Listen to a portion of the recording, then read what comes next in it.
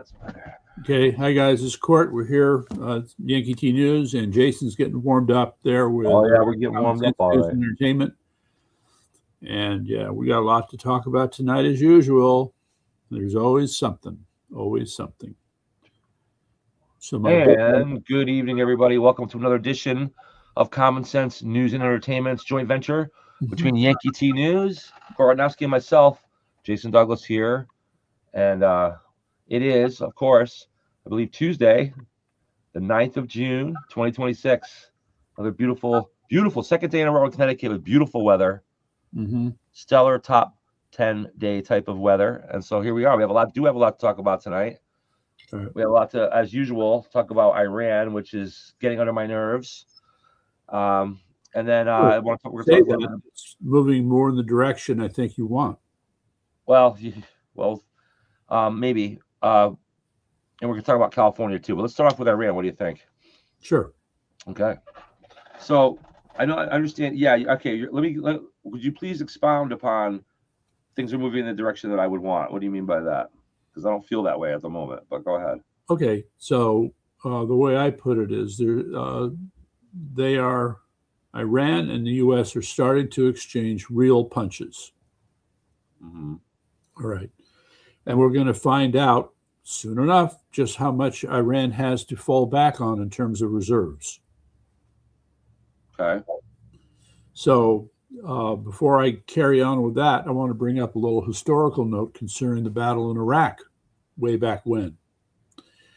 There was an act carried out by the United States that helped to, shall we say, compromise the integrity of the Iraqi army. Saddam Hussein's army, essentially? Yeah, okay. Yeah. 29 million leaflets suggesting that they might want to quit. Okay, maybe we should do something similar here. Exactly. Right. Now, I know that the CIA has done similar things for the civilians on a smaller scale, but the role that is going to be played in order to discourage Artesh from fighting and the IRGC from fighting, well, I mean, it's just one of those things that they don't talk about very much. And so I'm not quite sure what to expect, but what I'm inclined to believe here is as pugnacious and as, shall we say, aggressive as Iran postures itself, they're going to run into some limitations, just saying. And, in the background, and it's quite a background, Israel is just spoiling for a fight. All right. So, look, I want to remind everybody that while we're talking about these things, and yes, Israel's a small country, but they do work closely with the United States and military matters, maybe too closely in some regards. But over the last couple of months, what have we had? An endless stream of cargo planes ferrying all kinds of stuff, okay, to the Americans in Iraq, to Israel, to other places, all for the purpose of getting ready. All right. This is going to, a couple months of continuous aircraft flights, cargo flights is going to add up, guys. It's going to add up. Well, I understand what you're saying, and I think that we tend to think that us being the most powerful military, that our ammunition and our resources are limitless, which they're not. So they're not. No, they're not. And maybe you make a good point when you say that while these 2 months we were bombing them for 2 months straight, it's been, I think, 2 months since then about. And maybe that time, and you mentioned this to your credit in the beginning. Maybe this time gives us a chance to regroup and build up a true strategy and taking down the mullah or whatnot. Yeah, as long as it ends up with no more mullah, because I think any deal that's made that allows this regime to continue is a betrayal. Well, so that's really, again, what it comes down to for me. The time is not as important to me. It's that's where it ends. Okay, well, this guy here, yeah. Remember this guy? Tell me about him. Ahmed Vahidi. All right. Shortly after all the chaos, and in the moment where Iran started to seem to get its act together in terms of a government, there were three people who were standouts: the Speaker of the House, Gabalif, some other guy I can't remember, and this guy. Okay. So this guy, Ahmed Vahidi, is the head of the IRGC. Now, one of the complaints, I don't know if you remember, but Gabalif, whatever, he maybe, yes, we'll get to that part. Okay, go ahead. Had announced that he was going to resign. However, we are told that this guy refused to accept his resignation. So this just adds to the sense of factionalism and infighting that would have been going on. In any event, so I put his picture up because there's an unconfirmed rumor that there was a strike in which this gentleman here was killed. Mm-hmm. Okay? This guy here recently? Yes, a few days ago. Okay. Okay. So again, I'm not quite sure how to react to this, because when you have a hierarchical organization, you're going to have the leader and you're going to have his assistants, his lieutenants.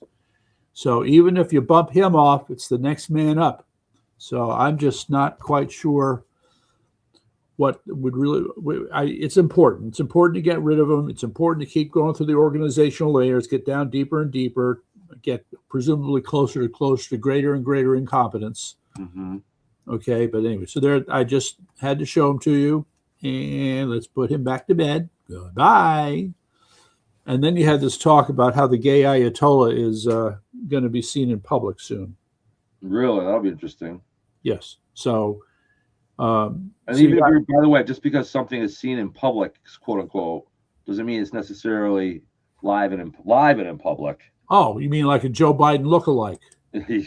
yeah, or just something from 2 years ago or whatnot. Right. That's being portrayed as it's happening now. Okay. You know, I have an old friend that was a liberal guy. We used to argue, and that was how, when I would finally beat him up with the facts, that was what we would always say at the end of the argument. You say, well, that video's fake. They're all fake videos. Yeah, well, that's your only way out when you do that's the way out. Stuff like that. But that doesn't mean there isn't some doctoring that goes on with videos, but, you know, come on. All right, so let me just rattle off some things quickly here. So the shooting down of the Apache helicopter does look like it's a starting point for a new phase. That seems to be pretty clear. Can I word that another way? What you're saying is that really pissed off Donald Trump, and now it's balls out now. Yeah, I mean, it's the way to put this is this was a ceasefire until it wasn't, and I think now it's no longer a ceasefire. Okay, so let me just read off a couple of things. The IRGC Aerospace Force, I didn't know they even had an aerospace force, said it would deliver a heavy response in the coming moments to what it called the enemy's hostile actions. Okay. And then CENTCOM said on Tuesday that its forces are going to be carrying out self-defense strikes against Iran. Well, that goes to what I was about to say. That, if you're watching Fox News, they make it look like we're trying to hold on to the ceasefire and we're just doing some self-defense now. Yeah. Well, so it's all language. It's all all right. So the hot issue is this, okay? Up until now, right, you've had tit-for-tat strikes. The Iranians attack Bahrain or something, we retaliate. They hit a base in Qatar, we retaliate, all right? Now, I'm thinking it's going to be a little bit different. I hope so, because that sounds to me like a team that's an NFL game. Sounds like a team that's a 16-point underdog trading touchdowns with the favorite. Could be. Okay, so how's it going to change? Well, the point has been made that there were two lists of places to hit in Iran. So list number one has been executed. That would be the Hormuz Strait. That would be the country, the 13,000 some strikes that happened. Oh, okay. The last in the spring. That list, and then the second list are the places they still haven't hit, which is considerable, such as bridges. Yeah, I don't know why they're farting or not. I don't know why we're farting around. I still don't understand that part. I'm not, Well, that Trump says 2 or 3 days. Well, you say farting around. I think that's an unfair characterization of what our military does on a day-to-day basis. I get it. It feels like that to a lot of people, though, I think, is what it is. Yes. Okay. Well, it may feel like that, but I mean, if you take the time to study, you read all these articles, you got to read between the lines, and it's just clear to me Ooh. that there's a hell of a, and you've acknowledged as much, that there's a lot of stuff going on in the background that we don't I know know about. that, Okay, and in thinking of well, that, I just want to point out something on the that is positive not side. called farting around.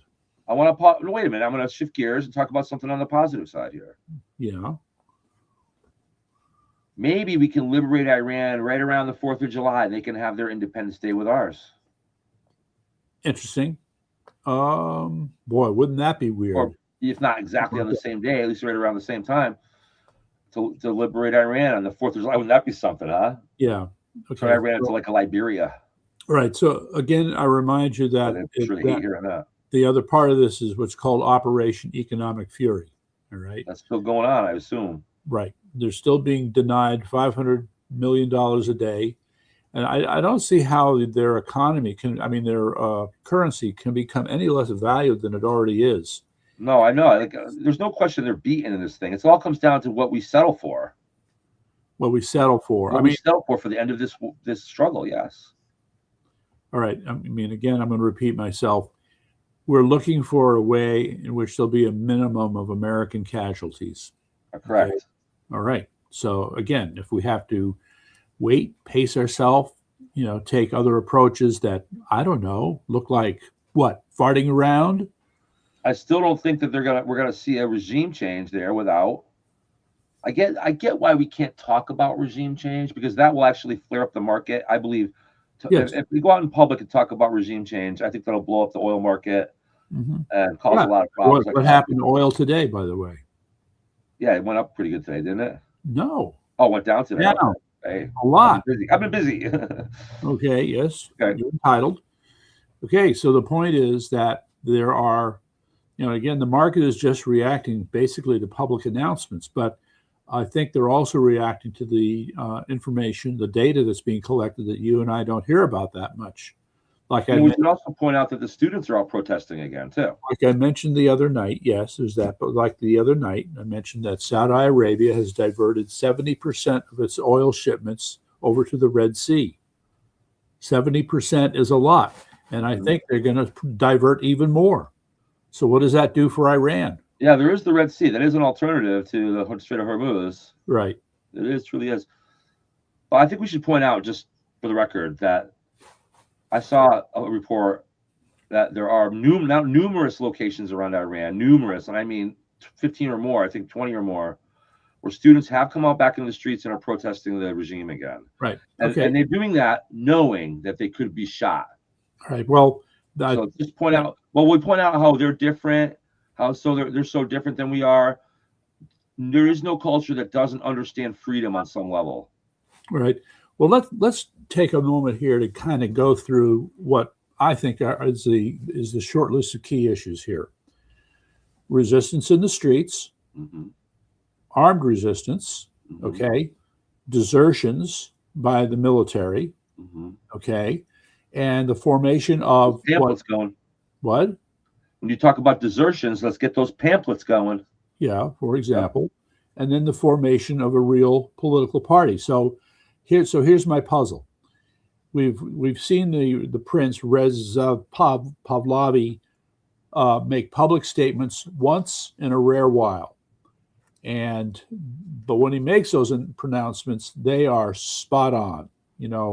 It's that moment where the people of Iran are looking for leadership. And while we've been rather critical of this gentleman because, as some have said, despite what you think, he's just not ready for prime time. So he's better than the mullah. Yeah, better than the mullahs. Better than the mullah. But you got it. You can get if he has even an ounce of respect from the Iranian people as a whole, then okay. So don't take this wrong, Jason. But how would you handle it? Mathematically. If you got a phone call tomorrow asking you to report to the C-suite, that would be the top management room for the bank Citicorp. And Jamie Dimon looks at it and says, "Dude, you're in charge. I'll see you around." Of what now? The bank Citicorp? Citibank. Oh, Citibank. Okay. All right. How do you think that's going to go? Be honest. I'd figure out a way. Yeah, you'd figure out a way. Okay, but I'll tell you what would happen. So what you're saying is I'm thrust into this high volatile situation, for which you there's have a no lot of training, no background, no experience. no background, no experience. How's I that asked gonna myself go? the same question. Listen, Cora, I asked myself the same question. If I woke up tomorrow morning and I was the manager of the Boston Red Sox, Okay. No, you and might the have answer's the same. I would find a better way. chance of success there. Because of my mathematical abilities, I'd find a way. Now, listen, for the first few days, I'd be swimming in soup. Yeah. But eventually, I would find my way. All right. But I'm a unique individual. Your All point right. is still So well taken. Your point is in still well taken. Prince Pavlovi's case, hopefully he's taking. I mean, the smart manager is the one who always has people around him who are smarter than him.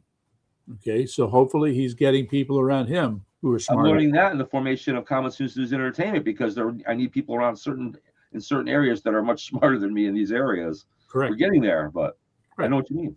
Okay, so this is Prince Pahlavi's problem, and the sense is that there will be a right time. Okay, the moment will be there and it will be obvious. That's when you go. July 4th. Okay, but what are the preconditions for that moment? That's the question. Well, you mentioned them just a little while ago, I believe. Yeah. So with each of these, all right. So just trying to think if we have historical examples here. Student riots, student protests, do these precede political change? I think there are many cases where they can, and they do. Well, they did here. Okay. They made political change here in this country. All right. So the student protest, because they're just standing in the street protesting. Okay. When they're done protesting, they go back to what they're doing. So what do they know from how to run an organization, from setting political objectives, determining policy? What do they know? They know nothing. Right. So you can't expect them to fulfill any kind of leadership role. Well, but they can help in the toppling of the regime if necessary. Okay, again, it does not make sense to topple something and not have a replacement. Okay.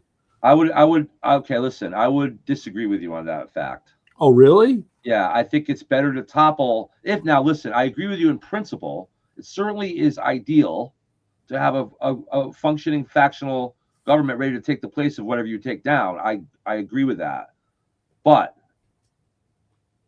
I would not make it that a basis, that it's a necessary ingredient. It's an important ingredient. It's good to have it. But if we have an opportunity and we have that chance to just take them out, let's do that and worry about the rest later. We have a lot of good people that we can put together, and it may not be ideal at first, and maybe even a little bit of anarchy in the beginning. But sometimes anarchy is better than a systematic unfortunately, you're giving me what is called the chain. I'm not saying don't have any kind of a plan for replacement. I'm just saying don't make that the most important thing like that. You're making what I call the Cheney argument.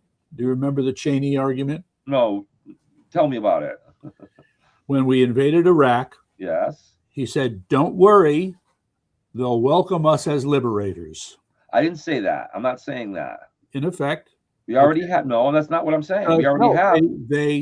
They had no problem with all the riots in the days of destruction, okay, stuff that should have been brought under control from the beginning.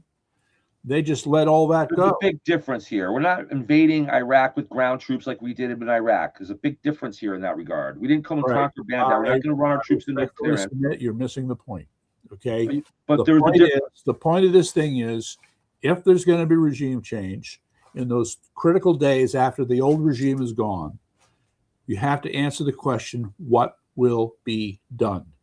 To think that you're going to have people just running around in the streets rioting. You have to have a plan. No, bad idea. So you would prefer we just leave them all in place then until we have this great government built up in the background? I don't see that. I think there's a military objective first and then a political objective. No, we need to think this through. There needs to be a plan. I'm with you on that. We need to think this through in terms of what constitutes, I'm going to use a fancy term, political sufficiency. All right? What is the sufficient degree of organization and leadership and resource management needed for a new group to come in and take over after the old group is gone? So let me go back to Iraq again because it's still instructive. And believe me, Trump's people have been thinking about this very carefully because guess what? Iraq is right next door to Iran. Wait, but let me go back for a second to this now. Now, presumably, if you topple a regime, say we topple the IRGC, not the Americans, but let's say there's an armed resistance in Iran that topples the regime. Now, in effect, that armed resistance is now in control, correct? Right. Now, and that armed resistance is more of presumably Persian, a little bit more amenable. At that point, they could form a new government, and we can help them all they need. It doesn't have to happen in that way. I guess what I'm saying is, if there's a military opportunity to take down this evil regime, you take it. You don't wait. Right. That's my point.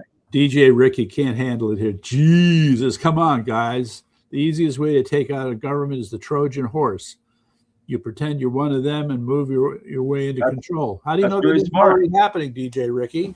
That's why DJ is going to be our guest tomorrow night. Believe me, if nobody else, just say it. Mossad, has done everything they can to infiltrate different parts of the Iranian government. But have they gotten to the level where they can, engineer regime change? I don't know. Every little bit helps. Yeah. All right. But see, again, we are doing this from the perspective of having learned from our mistakes in Lebanon, our mistakes in Syria, Iraq, our mistakes in Iraq, and Libya. I'll throw Libya in, right? So, right off the bat, let's just go back to Venezuela as a model here. So I think President Trump was thinking, Venezuela, chop the head off, rinse and repeat in Iran, we're good to go. But he found out that it didn't work out that way. So now... I think Venezuela is just waiting for Trump to get out of office, and then there's going to be a problem down there again. That's what I think. Given time... We're all cooperating now, but there's no regime change going on down there, and they're just waiting. So you think that they're going to... They're going to kick J.D. Vance in the nuts? I think if we get a weak president after Trump, which hopefully we won't, but if we do, then you'll see Venezuela slide right back into what they used to be. But no, I think J.D. Vance as the next president could prevent that. All right, there are only two choices right now: Marco and J.D. Yeah, I agree. Okay, and I would say right now, both. Yeah, and if Marco was president, I don't think that what you're saying about Venezuela would apply. Well, that's why I'm saying if we have a weak president. If we end up with a Democrat as president, or if we end up with a weak Republican as president, like a John McCain type of thing, then you will see Venezuela slide back into the dirt again. No, not under Marco Rubio, certainly not. And not under, I don't think under J.D. Vance either. I hope not. Okay. Who would you vote for between Rubio and Vance if you had to choose? Okay. Anyway, so the point. No, you hear me? All right, Venezuela. Wait, Court. What? I'm going to ask you a question real quick. Yeah. If you had to pull the lever for the next president, it was your choice. Yeah. Between Rubio and Vance, who would you click off? Who would you pick? I'll tell you, I'm leaning towards Marco. I'm with you on that. Yeah, I mean, he's really demonstrating just such leadership and control of the situations and understanding. Yeah. J.D. Vance has been a little too quiet. And you know what? Since we brought up J.D. Vance, we're going to have to talk about something else here. I have a new conspiracy theory for you. Are you ready? All right. You know how I'm about conspiracy theories. Speaking of J.D. Vance, I'm a conspiracy theorist if it's true. Okay. Well, it is true. It's a Talmudic secret society at Yale. A Jewish secret society at Yale. Oh boy. Now are we gonna start blaming the Jews again? No. Okay, good. Go ahead then. Let me do that. No. It's called the Shah. I have the name wrong. Shatabi. Okay. Society, and this was formed. Oh boy, I'm going to say about 50 years ago, and it started out as a group of Jewish students who were kind of like breaking bread together, breaking matzah together. Okay. And it just grew and grew. And so I want to get to the fun part. Who became a member of this secret Jewish society? Adam Sandler. J.D. Vance. J.D. Vance. I know. I'm just kidding. J.D. Vance. Okay. Okay. Even And though this is it's way back when, or way back when, right? way back when. Now, get ready. It gets even more interesting. Good. And who else might have joined this society? That would be his classmate, Vivek Ramaswamy. Huh. All right. All right. Which is the setup for my next question. You know that J.D. Vance married an Indian woman, right? I do. How did he meet her? I don't know. How did he meet her? Tell us. Vivek. Where? Vivek. Remember, they're classmates. Right. So Vivek introduced J.D. Vance to his wife, Usha. God, J.D. Vance is a plant. I don't know so much about a plant, but we have issues here, okay? Okay, if you say India, I say H-1B visa fraud. So if you're going to be married to an Indian woman excuse me, who has the interests of India at heart, you're going to find that she tends to be a little supportive of things like the H-1B visa program. Anything to build more, quote, bridges between India and America, right? Okay, so this means that J.D. Vance would be put in a tough position where he has to support this outrageous fraud called the H-1B visa program. So in the news, a couple of days ago on Fox, it was disclosed that it's something like 11 universities over the last several years have issued well over 100,000 fake certificates to enable Indian students to apply for the H-1B visa program. See, they're people who don't know squat about programming. They just pretend to know about programming. All right. So this just makes the whole way this program has been managed for Americans even more bitter, right? Because what happens? These clowns are brought into America because the corporations want cheap labor, and they say to the programmer, the American programmer, you're going to train this Indian guy on how you do what you do, and if you don't, we're going to take away all your retirement benefits. Oh, really? Yeah. That's not illegal, is it? If nothing else, they can make it very difficult for these guys, for our guys, right? If they don't comply. This is part of an invasion. Okay, I'll tell you right now. I can tell you firsthand. In Hartford, I won't say which building, but there's a certain building in Hartford I go to frequently to serve subpoenas. You don't have to say it. I'll say it for you. Aetna. Nope. No? Nope. Well, I do serve subpoenas to all the major insurance companies around Connecticut. That's for sure. It's not an insurance company? No, it's just a particular building that I go into that does have a registered agent at it. I'm not going to say anything in particular, but what I will say is that when I go on the elevator there, I'm the only. It's all Indian people that are on. They're all wearing headphones.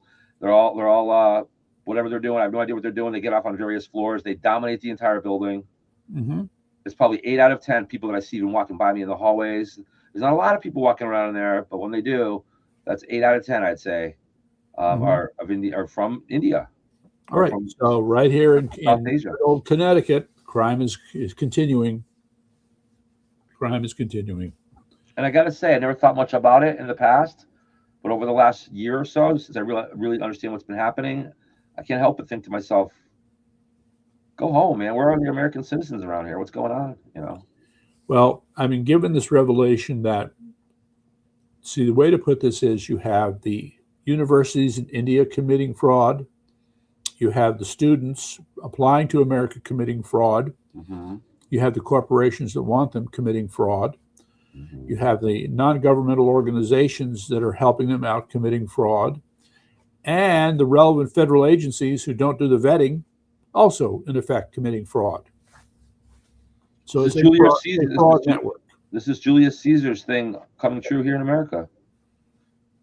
Everyone's stealing money from the Treasury, and to be honest, I don't know. I'm not saying we shouldn't. We should certainly start prosecuting and putting people in jail. However, there's so much fraud going on in this country right now. I don't think that we have the resources to prosecute everybody.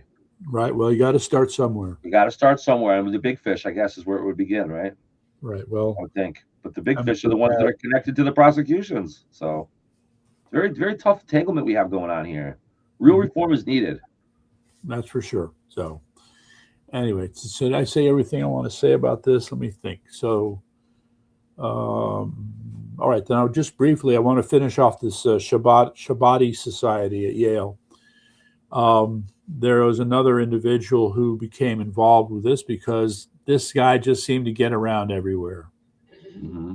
Epstein. Oh, not again with this Epstein. Oh. Yes, again with the Epstein. Remember, big list. Right? Look, elite. I'll tell you what. Before you get into this, one big picture point I want to make. Yes. And this is sad true. It's one of those sad but true under like Metallica. Sad but true. Uh-huh. All right, and that is that elites think they're better than you, above you, and therefore they can own you. And so elites keep slaves. Mm-hmm. Children and adult slaves. Men, women, boys, girls. Mm-hmm. They keep them for whatever purpose they want, whether it's labor, sexual assault, entertainment. They keep them, they hold them. I'm talking about all the elites. Wait. The ones that don't hold themselves, the ones that are at the top of the elite chart that don't hold themselves are at least aware of it. All right. So it's what so about widespread? Yeah. That it's been going on for 1,000 years, thousands of years. All right. So DJ Ricky, what about Cory Booker? He just put up Cory Booker's name. In what context, I do not know. Although I've been yammering on about Yale. Did Cory go to Yale? I don't think so. He might have. I don't know. Yeah, we'll have to look at that later. Any kahoozy. So that's where the Epstein thing is a hole in their crack in their armor. Mm-hmm. Right, because he was one of the purveyors of it, but he's only one of the purveyors of it. Oh, what? Oh man, you're way ahead of me. I can't believe this. All right, the Shatabi Society. All right, so there's this guy who just started a channel called The Dossier. Let's see if I can get this. Shatabi Society.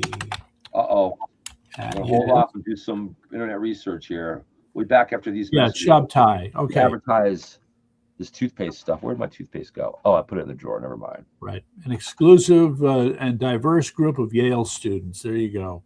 So I guess exclusive enough to include, or diverse enough to include Cory Booker. Jesus. So we now know Cory Booker is a Yale alum. He's an Eli. Yeah. Well, I don't want to say a small world, but clearly. It doesn't surprise me that they put elites in Ivy League schools and that our elites come out of Ivy League schools. We know some of the crap they do on those campuses. These people are nuts. It's in your lives. It's a fundamental thing. Go ahead. Tell us about the Epstein relation on all this. Well, it was just mentioned in passing in the video. But I'm sure that this guy, I wish I could remember the name of the Rumble. It's a Rumble channel that he just started. He calls himself The Dossier here. Maybe I can find it if I take a quick look.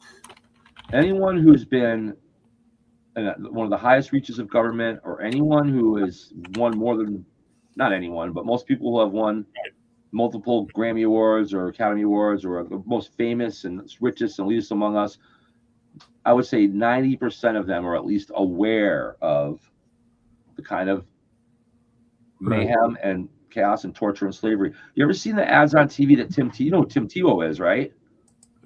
Oh yeah, sure, of course. Okay. Tim Tebow is doing ads on TV now on Fox and different stations, I think, exploiting and exposing the abuse and torture that children in America are going through right now, and having some of their worst moments videotaped and exposed online. Mm-hmm. And then he's forming a foundation, which I'll probably mention next time I see it. Yeah. That we should probably all, check it out, because he's trying to help these kids. And I can't believe we're in this position. Have we not gone backwards evolutionary wise as a society in the last 30 years in this country? Pretty bad. So DJ Ricky wants to remind you, Jason, this goes deeper than you know. It's how much more deep can it get than 3,000 years of total elitist slaveholding? It doesn't get any deeper than that. Well, go ahead, tell us if you know a secret. All right. So there would be depth in terms of a timeline, but I think there's also depth in terms of, if we look at, quote, the deep state, for example. Right. Just how many federal agencies and how many different managers carrying out different capacities are still working for the same master that we don't know about. I'm not denying that. I'm completely aware of that.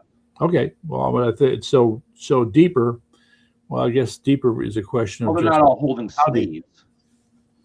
Well, look, I mean, there's so many horrible stories, for example, about these secret groups that either are part of the Vatican or use the Vatican in some capacity for child molestation, for sacrifices, for God knows what. You hear these stories, and I don't know what to think. I mean, it's just Well, I think if you look at it from the point of view, any large organization, whether it's religious or not, there's going to be bad actors in it. And if you look at the Catholic religion in particular, where there until I don't know if they're still completely in effect. I think priests are not allowed to marry or have relations or whatnot, and that's all well and good. But that's going to attract. It's a place just like if you have. I'm going to say the same thing about people who teach it, like high school gym teachers. Mhm. It's a place where you can get access to young people, and Yeah. they throw in the fact that they're not having any of their own sexual gratification or whatnot. It's going to attract this. I'm not suggesting that it's the majority or anything like that, but that's a dynamic that can't be ignored, and it's a problem. And the same thing to do with anything where there's children around. When you have groups of children around, high school janitors are well known for places where pedophiles would like to go work. That's not a put down of high school janitors because most of them are good, fine people, but it's just that thing that people have to take a closer look at, and kids need to be protected at a much higher level. To me, Okay. I can't believe what kids go through these days. Maybe it's just because it's lurid and it gets eyeballs on it, but I continue to be amazed at the number of women teachers caught having sex with their students. Mm-hmm. That's Well, let me like, tell you right now. I'm what? going to be fair. Let's be fair. If I'm a 16 or 15-year-old boy and my 30-year-old hot babe science teacher wants to get it on with me, I am not looking at it like that as a victim at all. Of Okay, course. I am pumped, man. I am. This is a lifestar moment for me. I mean, come on. Jeez. It is different than for men and women. I don't care what anybody says. And I'm Yeah. not saying it's Okay. right. Don't get me wrong. I'm not saying it's right. It's still assault, but Yeah. It's look, definitely no, I'm telling you right now. If we had a teacher named Miss Shea, yeah. man, if Miss Shea decided she wanted to, show me a few things about the birds and the bees firsthand, let me tell you right now, I would not be feeling like a victim. All right. Yes. Okay, let's Okay. put it that way. Leave it at that. Yeah. So let's shift gears now. We're going to have to talk about Ireland and the UK. Okay. Have you heard? Ireland and the UK. There you Have go. you heard? There was this Sudanese migrant who tried to kill a British guy. He attempted to behead him in the street. Oh my gosh. Okay. Luckily he was stopped. But What was he trying to behead him with, dear Lila? Dear Lila? who knows? Who knows? A penknife. I don't know. A penknife. Stupid. Just all right. So Okay. this triggered a huge riot. If I heard it correctly, and I have to check my facts. And this is in Ireland now, Northern Ireland? Yes. Well, Northern Ireland. It might have been Northern Ireland, but Okay. there were riots, crowds, angry people in hold on to your hat at the same time, 80 different cities. Whoa. Okay, so this is in the minds of many people, it is crossing a line. All right, crossing a line when this kind of stuff goes on. So wait a minute now. Let me just make sure I have this story straight. It was an Irish citizen that tried to behead a Sudanese immigrant. No, the opposite. The opposite. A Sudanese immigrant tried to behead an Irish citizen. Right. Wow. And then riots broke out in protest. Right. Especially because of the way in which the police mishandled it. Oh. And guess what? There were also riots and demonstrations. I think there was if I got it right, the news is a little fuzzy on this, but there was a bus that was burned. Was it in England or in Ireland? I'm not sure.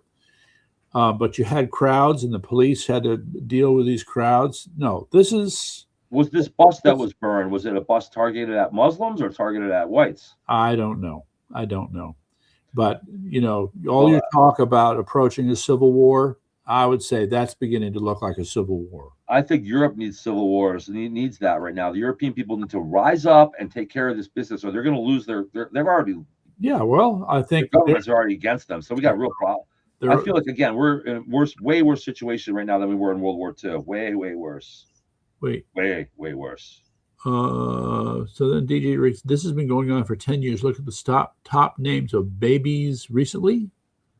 I need context here because we're talking Top about 10. He's talking about the top 10 baby names in Ireland. right. Which Okay. is probably Abdul, and there's going to be Michael, and then Abdul, and then there's going to be Patrick, and then there's going to be Mohammed. Sumar. Yeah. Well, look it up. Let's check it out. You got the keyword. Yeah, but the point is that these people are illegal aliens. They're being forced upon the Irish people. Yes, they are. Right. In other words, what was going on here with Joe Biden continues in Europe.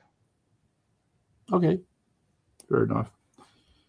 And also, for some reason, that's important to us. Isn't Europe's independence as a Western culture vital to our national security? I think it is.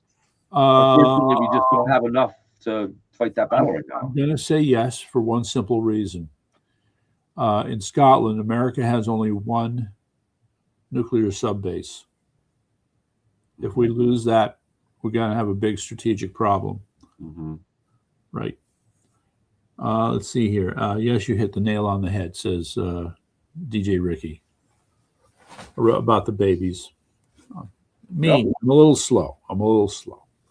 Okay, so that is called await further developments. It just looks like, this is at a level we haven't seen before.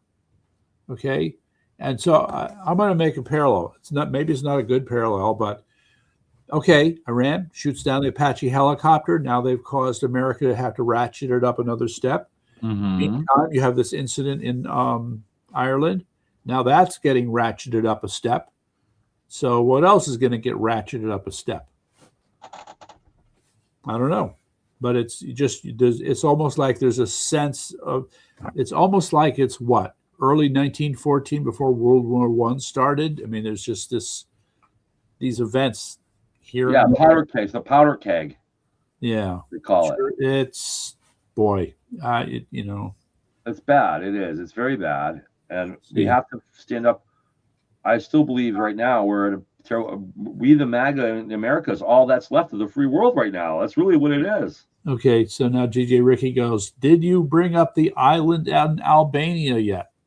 I have no idea what island in Albania. That's why we want you as a guest tomorrow night in my absence. Okay, wait, tomorrow night. So you're not going to be around tomorrow night? No, Wednesdays I will not be around. I have to work. I see. I'll be back Thursday, Friday, Saturday again, but not Wednesday. All right, so he did say something about that. Where did he go? I'm free after 6. There you go. Sign in. Go on. Okay, that'll work. We'll figure it out. So DJ Ricky tomorrow night, folks. Tune in. Don't miss it. There you go. Your broadcast school experience is showing. Okay. All right, so I think we'll let that one stand. It's going to get worse. Starmer is still hiding under a rock, pretending nothing is wrong, but that can only work for so long. And all right, so you started mentioning. So they say now that Steve Hilton is unofficially in the run for governor, but Pratt has been screwed. So my question. Yeah. Good segue. All right, so my question about you coined the term fraud in your face, Court, yourself. You coined the term fraud in your face fraud. Yeah, that's what it is. That's what this is. We're sitting here, the stuff is happening. All right, then we're not doing our job. All right, that's what it comes down to, is that we're not doing what has to be done to keep this from happening. And I'm going to put an exclamation mark on Connecticut, because the people in Connecticut, the legislature and others in Connecticut, the Democrats, look to California as the model to emulate. They're going to do the same thing here. They're going to try to. That said, Connecticut does not have a number of the laws around mail-in ballots that they have in California. But they do allow for endless counting, though. They've proven that here already. Allowing for endless counting, but not to the same degree. No. But the capacity, look, we've gotten better at cheating than the folks in California. I think that's what it comes down to. Mm-hmm. Yeah. So I don't know if you can tell me what's the island in Albania. I'm confused. Talk about Yeah. that tomorrow night. We got the All set the right. segue for it, man. Okay. We should talk a little bit about just to wrap up with what's going on with California. Well, we Yeah. mentioned this a week ago when they had the election and they kept counting and counting. But Yes. Pratt was in second place. Correct. And we said back then that they're going to keep counting until he gets passed. They're going to make sure they rig enough votes in there and to do it. And now today is when that took place. Notice how almost as soon as she passed him in the poll, they called it and closed it up. This is blatant, not only fraud in your face, but blatant. It's like sticking your middle finger up at us and doing the fraud and saying, what are you going to do about it? Well, I know what I would do about it, but that's illegal. I get it. So yeah. I don't know if is there any. I know that somebody did try to file with the Supreme Court and they haven't weighed it yet, I guess. No. Yeah. So I want to believe that this fight is not over yet. Okay. Yeah, I can't stand like that. It just cannot stand like that. No. Paulie, hey Paulie, welcome Paulie. Paulie and I are going to do a show soon. We're going to have to plan that out when I get back from vacation. Mm-hmm. Right. So the other hot item is, let me think. All right. So I checked in with our state representative in our district. You know who your state representative is? Who is it? You tell me. I don't know who your state representative is. I don't know who my state representative is. Do you know what district you're in? They're losers. The loser district. No, yeah. We need a number. Let's leave it at that. What number? Tell me what you want to say. Never mind me in my district. Tell me what's going on. What's on your mind? All right. So I don't know about your district, but our state representative, who is a Republican, thankfully, was having a little party, a little shindig this evening. So I went to that. Okay. And checked in with them, see how they're doing. Met a couple people. Good. Yeah. And so, the big take-home message here is, from talking to him, is that not all Democrats in the state legislature are the same. He kept suggesting that, yes, that in Connecticut there actually exist moderate Democrats. This violates everything that I believe and know to be true, but he insists that is the case. I think he's full of it. No, well, look, he's there. He deals with it. Okay. Then if they're moderate Democrats, they certainly wouldn't go along with any of this legislation that's been passed recently, would they not? Yet they find their way to vote for it, don't they? So there goes that argument right out the window. Okay, he said, even if they are moderate in their ideology, they are wussies, and they belong out of office. You're busy beating your bias to death. That's fine. That's not a bias. That's just, I'm going by mathematics here. Okay. You don't vote for woke policies. You don't vote for homeschooling stuff if you're not, if you're moderate. Okay, you're assuming that these Democrats always vote as a bloc. They do. I think the voting record pretty much. Well, Mr. Rich would tell you otherwise. He would tell you there are a number of times where it's this group of about 10 or 11 Democrats who sometimes will vote with the Republicans. Maybe. Well, I'd like to know if they did that with the homeschooling bill. I'd like to know if they did that with the zoning bill. No, of course not. Of course not. Of course not. Well, okay. So what do you expect? All right. I mean, even if they only vote with the Republicans 10% of the time, that's still something. All right. I would put moderate Democrats in the same category as I would put so-called moderate Muslims that don't ever speak up or do anything. They're useless, and they're on the side. They don't like Republicans, obviously, so they're just sitting there on the sidelines, letting whatever happens happen, and going along with it most of the time. Maybe a few 11 out of 100 might decide to vote against something every now and then. And the whole thing is really, I feel like we're wasting our time talking about it. Quite frankly, the guy's full of it.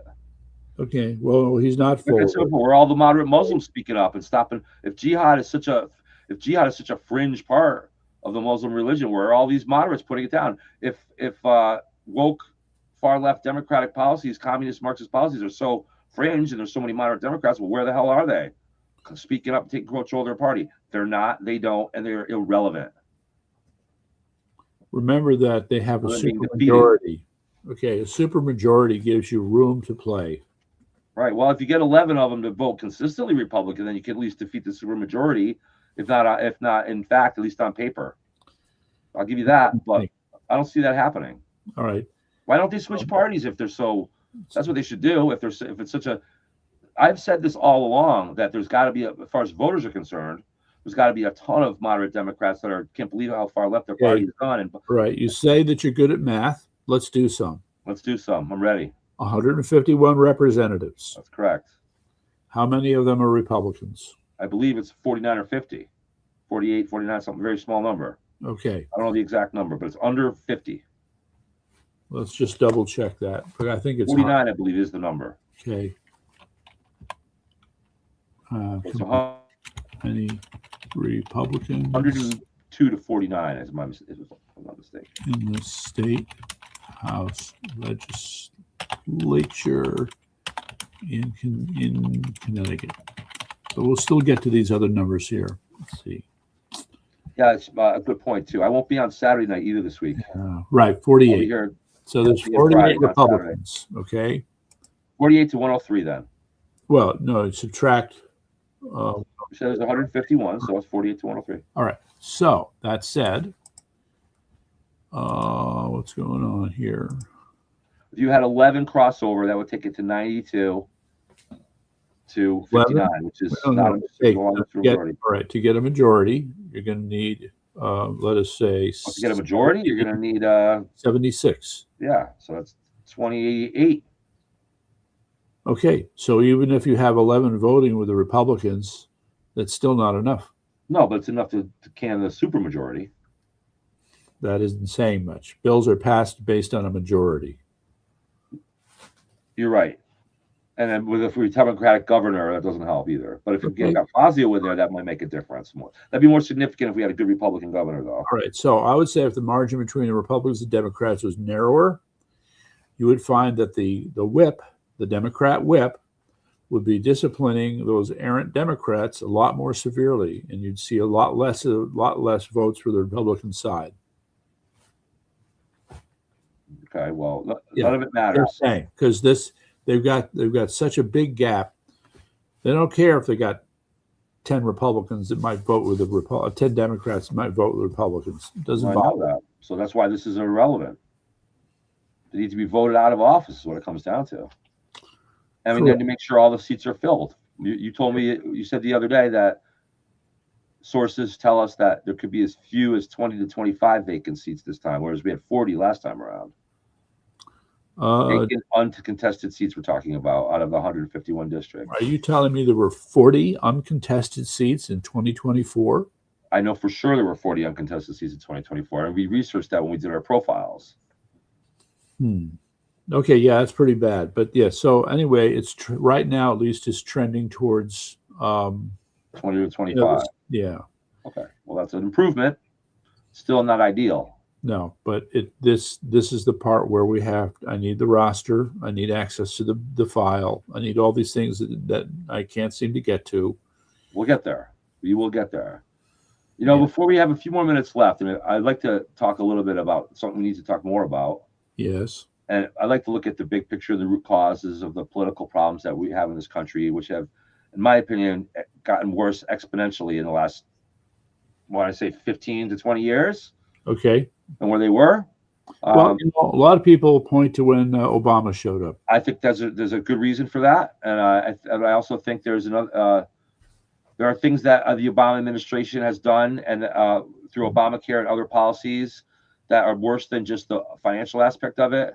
Mm-hmm. I think that I remember we began to hear about, in my opinion, I think 2010, 2011, 2012, when we started to hear about what is known as the mental health upcoming mental health crisis in this country. Upcoming? Yeah. It exists. It's here now. What are you talking about? No, this is back. I'm talking about back in 2010, 2011, 2012. Yeah. Is when I started hearing about then in the news about a rising upcoming threat of a mental health crisis in this country. Mm-hmm. And that, as a result, I think of in the way a lot of things are diagnosed and done medically. Number one, the way children are being drugged instead of taught the right way to behave, and the way they don't have supervision from parents the way they did. And you put all these things together, and we have more and more mentally ill people in this country. More and more of them. Oh, you throw in the fact that we let some of the most lunatic of us out of insane asylums back in the 70s and 80s, by the way, which were allowed to then procreate and create children that are born out of a weird gene pool that is completely mentally ill or whatever. And you throw all these things together. And to now these people are a lot of, just because somebody's mentally ill, by the way, Chris Murphy, doesn't mean that they're not smart and Yes. not articulate and even charming sometimes. All mentally ill people don't sit in a corner and shake like that. Okay, a lot of them are very charming, very healthy otherwise, Chris Murphy. And the bottom line is, these people have permeated our culture. Mm-hmm. And if you look at I bet you TDS is a mental illness in itself. And I think we make a big mistake if we fail to really look at, as a society, the absolute connection between mental illness, because mentally ill people don't look at facts necessarily, and that connection with the rising mental health crisis and this political division that we have are not unrelated. Yeah, what Sheila's going to tell us, all right, is the heart of the problem with mental illness in children in this country, where we have overprescription of medications, is how the psychiatric profession is protecting itself. Okay, they do everything they can to prevent access to the records that would show what kinds of abuse in which they're engaging. Right, they're doing a cover up, is what it comes down to. Yes, together. Cover up of the horrible things they do. So you have the psychiatric. I guess there aren't many whistleblowers in the psychiatric profession to speak of on this, as far as I know. Hard to believe, because aren't these the ones that are supposed to be in charge of our mental wellness? They're also not in charge of, but let's say vehicles or purveyors of our mental wellness, right? Yeah. Right. So there's a lot of the good people. The good guys got to stand up. Albert Einstein said it best himself. It's not the evil people to blame. It's all the good people that stand around and watch it happen. Yeah. Are really the ones to blame. That's us. If we don't stand up and fight it. So more people need to do what we're doing. That's why I need the roster. We found some great people, by the way. We just real quick, we had you were there. We had a great meeting yesterday. CSNE. We brought in a couple good new people.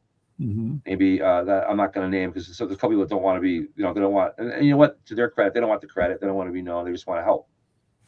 So, and every good news network has a crew that doesn't show up on the camera, right? So, okay.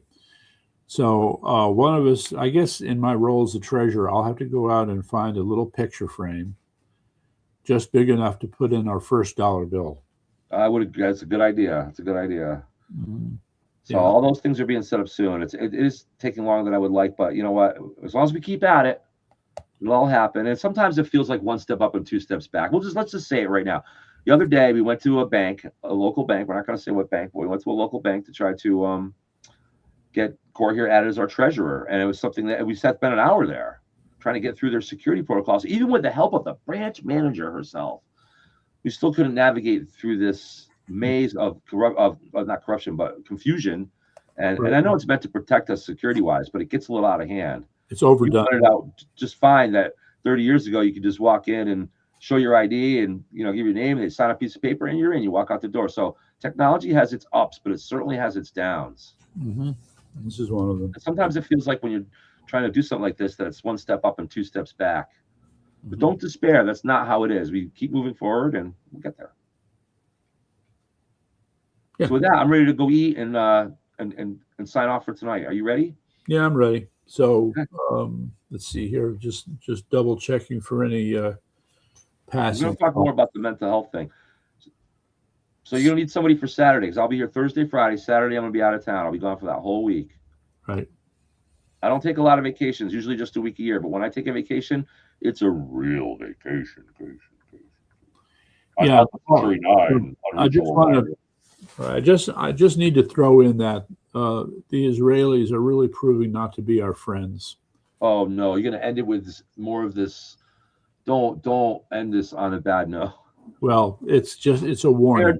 Okay. Look, you're not going to get me to put down Israel. It's not going to happen. Let me read the headline. The headline is Flashback. Israeli Mossad agents posed as CIA spies to recruit terrorists to fight against Iran. So what's I think that's a great idea. I would do the same thing if I was part of the Israeli army. I'm not going to put down Israel. I'm not. Oh, that's a wonderful idea. That's something if our CIA should be doing. The CIA. You know what that tells me? That means our CIA is not doing that stuff. And why not? Well, they're there. Don't kid yourself. They're there. I think it's a great I want to idea. bring up I the would. name. Israel should be doing everything they can to save Okay. themselves from destruction. All right. You need to look up the name Sam Faddis, Faddis. He's a former CIA agent who spent decades as a station chief in Iran. Okay. Yeah. Right. I don't care what he says. Iran is bad. Israel is good. End of story. We may have our little inner differences, of course. Not when they're There may spying be on us elements that like do this. things that we would rather not them do. No one's saying the relationship is perfect, but I'm telling you right now, the statement that Israel is not our friend, I just don't agree. Mm-hmm. They're not. They are our friend, and sometimes friends don't agree on everything. No, it's well, you're I gonna think have that's look. Technically, if I were to go pose as a CIA agent, I get myself in jail. So I get what you're saying, but at the same time, I think it's a good idea. If it's working and helping to bring Iran down from the inside, I don't know why they can't just do it under the guise of their own intelligence agency. yeah. Why pretend to be CIA or American? Well, maybe because I'll tell you why. The answer to that question is obvious. They're going to be better received by American CIA than Israel CIA. The hatred of Israel is probably a little more universal throughout Iran than hatred for America is. Mm-hmm. So they probably have a better chance of succeeding by doing it that way. Okay, well, the question becomes, what else are they going to do? Anything that helps what they're doing at the end of the day is helping our cause, not hurting it. So do what you got to do, Israel. I'm with you, man. Mm-hmm. Don't interfere with what we're doing, but there might be a point there. If I'm Netanyahu, I'm thinking to myself, hey, I love you, Donald Trump, but he probably can't understand why we're doing all this pussyfooting around. Maybe we're not letting him in if we have a secret plan to take them down. Maybe we're not letting him in on enough information.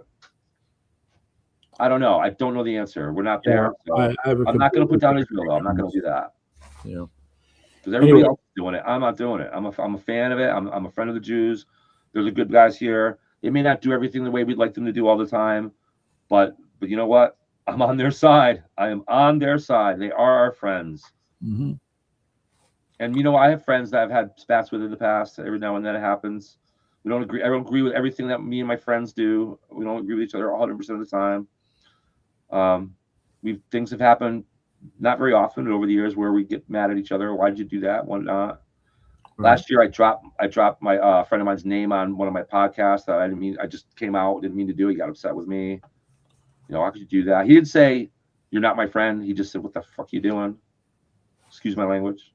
Well, DJ Ricky wants to add the brainwashing works well. Just saying. Brainwashing is them taking advantage of the mental weakness to get what they want. You can manipulate a mentally ill person. Hello, Adam Levine, whatever that guy's name was, that shot up the kids at Newtown. Mm-hmm. You can manipulate mentally ill people into doing what you want them to do, even commit murder and even start riots and protest and hit ICE agents and anything you want. So yes, brainwashing, brilliant, DJ Ricky. We're gonna have to when I get back from vacation, I'm gonna watch the video. I look forward to having you on the show. Yeah, well, but for that, I think we're ready to sign off. Okay, and let me think here for a second. Yeah, all right. I guess we're good to go. Okay, we'll be back. I'll leave DJ Ricky for tomorrow. Hopefully, I'll be back Thursday. Yeah, I'll work with him on that. All right, then. So everybody here at Facebook, thanks for watching, Paulie. Good to see you, my man. All right. Oh, Paulie's falling asleep. Oh, Paul, are you bored? Just all right. For Common Sense News and Entertainment, ever working at things behind the scenes.